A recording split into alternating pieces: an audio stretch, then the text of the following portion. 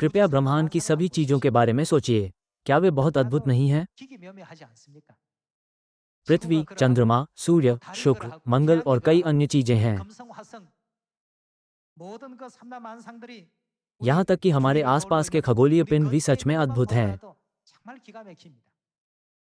सृष्टि की ऐसी अद्भुत शक्ति के साथ परमेश्वर ने सियोन की स्थापना की।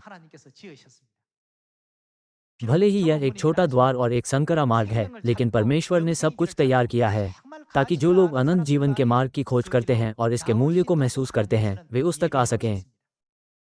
ये तथ्य कि यह परमेश्वर द्वारा बनाया गया है, ये दिखाता है कि यह पहले से ही एक उत्कृष्ट कृति है।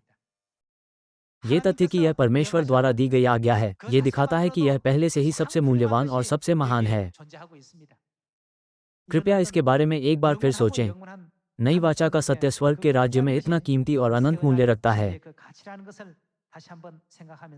सबत का दिन और पर्वों को एक बार भी मनाना कितना मूल्यवान है।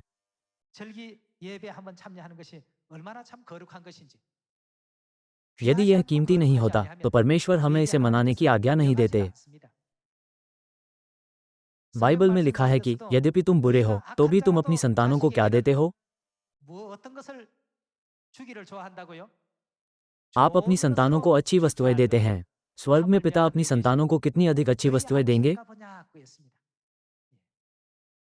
इसमें कहा गया है कि भले ही कोई दुष्ट है, लेकिन वह अपनी संतानों को उपहार देना जानता है। स्वर्गीय पिता और स्वर्गीय माता ने हमारे लिए अपना जीवन बलिदान कर दिया। परमेश्वर ने हमारे लिए क्रूस पर दुख उठाने में संकोच नहीं किया। भले ही वो सृष्टिकर्ता परमेश्वर है, फिर भी उन्होंने अपनी सृष्टि के द्वारा अपमान सहा। परमेश्वर हमसे इतना प्रेम करते हैं। ये लिखा है, जब तुम बुरे होकर अपने बच्चों को अच्छी वस्तुएं देना जानते हो, तो तुम्हारा स्वर्गीय पिता अपने मांगने वालों को अच्छी वस्तुएं क्यों न देगा? क्या यह एक बहुत ही सार्थक संदेश नहीं है? तब पिता और माता ने हमें क्या दिया है? उन्होंने हमें नई वाचा, सबत का दिन, फसह और पर्व प्रदान किए हैं। आइए हम पहला पत्रस की पुस्तक अध्याय 1 पर एक नजर डालें। आइए हम पहला पत्रस अध्याय 1 आयत 7 देखें।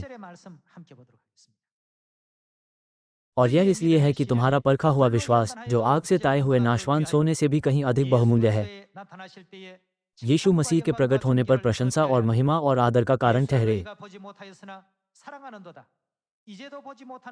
उससे तुम बिन देखे प्रेम रखते हो, और अब तो उस पर बिन देखे भी विश्वास करके ऐसे आनंदित और मगन होते हो जो वर्णन से बाहर और महिमा से भरा हुआ है, और अपने विश्वास का प्रतिफल अर्थात आत्माओं का उद्धार प्राप्त करते हो। इसी उद्धार के विषय में उन भविष्यद्वक्ताओं ने बहुत खोजबीन और जांच पड़ताल की, जिन्होंने उस अनुग्रह के विषय में जो तुम पर होने को था भविष्यवाणी की थी। उन्होंने इस बात की खोज की कि मसीह का आत्मा जो उनमें था और पहले ही से मसीह के दुखों की और उसके बाद होने वाली महिमा की गवाही देता था, वह कौन से और कैसे समय की ओर संकेत करता था। उन पर यह प्रकट किया गया कि वे अपनी नहीं वरन तुम्हारी सेवा के लिए हमारे लिए सब कुछ किया गया है। यह उन पर प्रकट किया गया था। ये बातें कहा करते थे, जिनका समाचार अब तुम्हें उनके द्वारा मिला जिन्होंने पवित्र आत्मा के द्वारा जो स्वर्ग से भेजा गया तुम्हें सुसमाचार सुनाया। कौन उन्हें देखने की लालसा करते हैं, और इन बातों को स्वर्गदूत भी ध्यान से देखने की लालसा रखते हैं। आत्मिक रूप से सुसमाचार क्या है? यह नई वाचा है जिसे परमेश्वर ने हमारे लिए घोषित किया। स्वर्गदूत भी क्या करने की लालसा करते हैं? वे इसे ध्यान से देखने की लालसा करते हैं।